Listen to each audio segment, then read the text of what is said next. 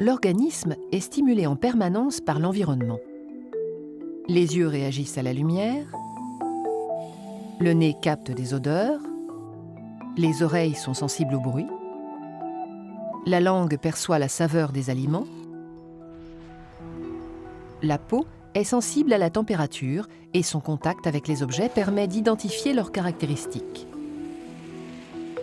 Ces organes sont associés à nos sens. Ce sont les organes sensoriels. Quand un organe sensoriel est stimulé, il génère des messages nerveux. De nature électrique, ces messages se propagent depuis les organes sensoriels vers le cerveau ou la moelle épinière. On les appelle messages sensitifs afférents. Et ils empruntent le circuit des nerfs sensitifs.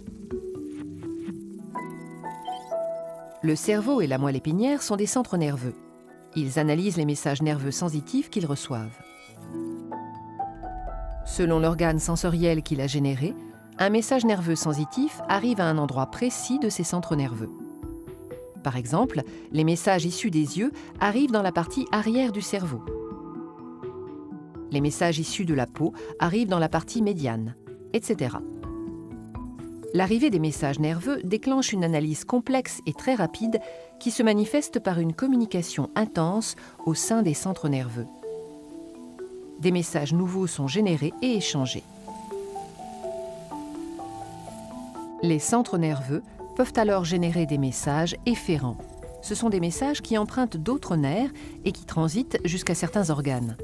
Par exemple, les nerfs moteurs sont spécialisés dans la communication des messages moteurs efférents vers les muscles. Lorsqu'un organe reçoit un message efférent, c'est un ordre qu'il reçoit du cerveau et qu'il doit exécuter. On dit que c'est un organe effecteur. Ici, un muscle reçoit l'ordre de se contracter. Dans certains cas, le fonctionnement de notre système nerveux peut être perturbé. Les bruits trop forts abîment les récepteurs sensoriels de nos oreilles, les rayons ultraviolets sont mauvais pour nos yeux et notre peau, etc. Ces dysfonctionnements sont parfois irréversibles. Il faut donc prendre soin de notre système nerveux dès l'enfance. La fatigue se manifeste par des difficultés d'analyse des centres nerveux. L'interprétation des messages sensitifs afférents est moins rapide et moins précise.